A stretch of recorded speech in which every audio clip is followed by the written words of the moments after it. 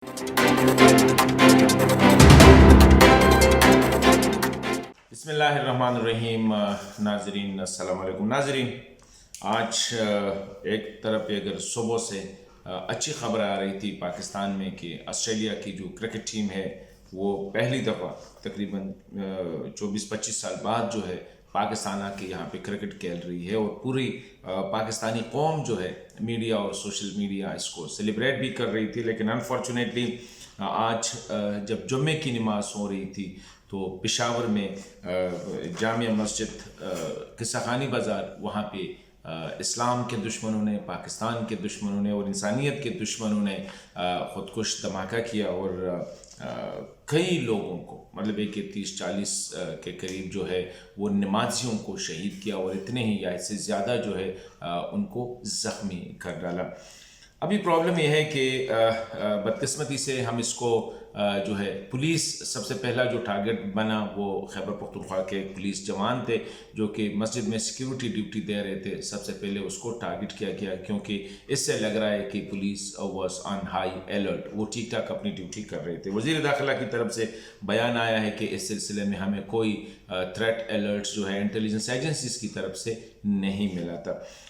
काफ़ी दिनों के बाद पाकिस्तान के दुश्मनों ने जो है इस तरह का वार किया है, क्योंकि पिछले कई महीनों से खबरें आ रही थी कि जो टेररिस्ट है, जो मिलिटेंट्स है, वो टारगेट किलिंग में मुलविस है। वो जगह जगह पे जो है ना बॉर्डर एरियाज़ में, बलूचिस्तान में, खैबर पख्तूनख्वा और कबायली इलाके जो हैं पुराने, उनमें धमाके भी हो रहे थे। लेकिन इस किस्म का वाक़या कि पेशावर के बिल्कुल अंदरून शहर दिल में मस्जिद पे हमला करके और वहाँ नमाजियों को शहीद करना, ये मेरे ख़्याल में गुज़िश्ता कई महीनों से मैं कह सकता हूँ कि ये सबसे बड़ा वाक़या है, सबसे दिल दहलाने वाला जो है ये वाक़या है।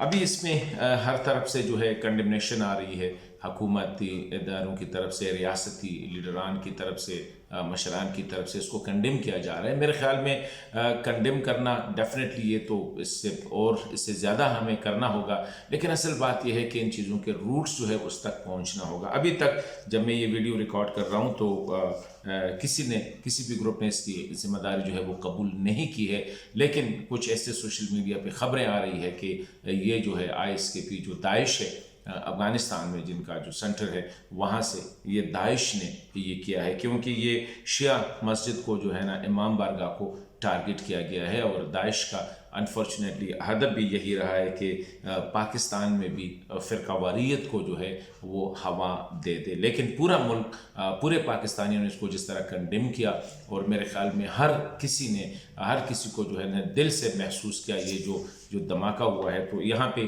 पाकिस्तान में ये शिया और सुन्नी का मसला न पहले था और न है, अगरचे दुश्मनों ने कोशिश की है।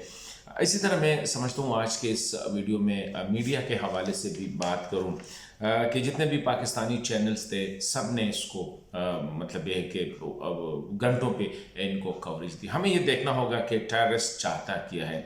दहशतगर्दों का ये सिर्फ मुद्दा नहीं होता है कि चंद लोगों को मारे, उनका मुद्दा जो होता है वो बड़ा होता है। वो कहते हैं कि पूरे मुल्क में एक अफरा तफरी फैले, हैजानी कैफियत जो है ना वो पैदा हो, लोग डरे। तो अनफॉर्चुनेटली हमारी मीडिया ने भी आज वही किरदार अदा किया कि वो जो कहते हैं ना बॉल टू बॉल कमेंट्री, वहाँ पे लाशें दिखाना, गोरी सीन्स दिखाना, एम्बुलेंस के सायरन की आवाज़ें जो है ना न्यूज़ में फ्लैश करना वगैरह वगैरह।